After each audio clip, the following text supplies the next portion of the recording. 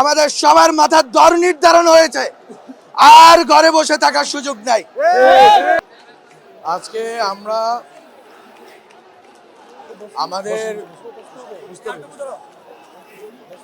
আমাদের মন অনেক বিষণ্ণ, আমরা অনেক সংক্ষুব্ধ, হতাশ, কিন্তু একই সাথে আমরা আমাদের জুলাইয়ের শক্তি নিয়ে আবারও মাঠে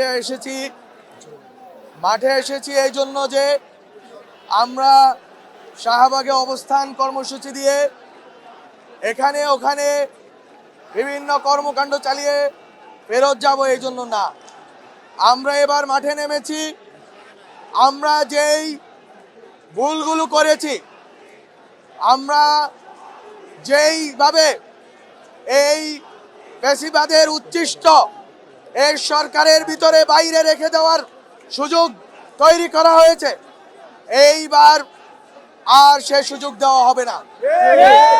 আমাদের এবারের লড়াই, আমাদের পক্ষ থেকে প্রথম দাবি হচ্ছে শরীফ ওসমান হাদির খুনিদেরকে যে কোনো মূল্যে অতি দ্রুত সময়ে ভারত থেকে ফেরত পাঠাতে হবে। এটা হচ্ছে বেসিক, এইটার বাইরে আমরা যাব না যতক্ষণ না এই খুনিদেরকে ভারত ফেরত দেবে, ততক্ষণ পর্যন্ত আমরা মনে করি না ভারতের সাথে কোনো স্বাভাবিক সম্পর্ক রাখা সম্ভব। ভারতকে শুনতে হবে বাংলাদেশের জনগণের কথা। ভারতের এই ব্যাকইয়ার্ডে এই 18 কোটি মানুষের সাথে আপনারা যদি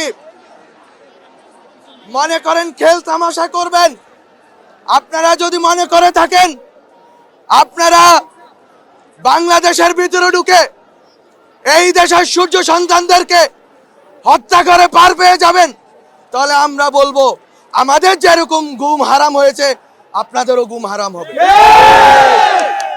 আমরা অলরেডি আমাদের মাথায় বাউন্টির মতো বাউন্টি হান্টিং এর মতো আমাদের অবস্থা হয়েছে, আমাদের সবার মাথার দর নির্ধারণ হয়েছে, আর ঘরে বসে থাকার সুযোগ নাই। আমরা এবার নামছি, 5 আগস্টের আগেও নেমেছিলাম, শহীদি মৃত্যু হব সেই আকাঙ্ক্ষা নিয়ে আমরা আবারও নেমেছি। যদি মৃত্যু হয় আমাদের শত্রুদেরকে মোকাবেলা করে মরবো আমরা।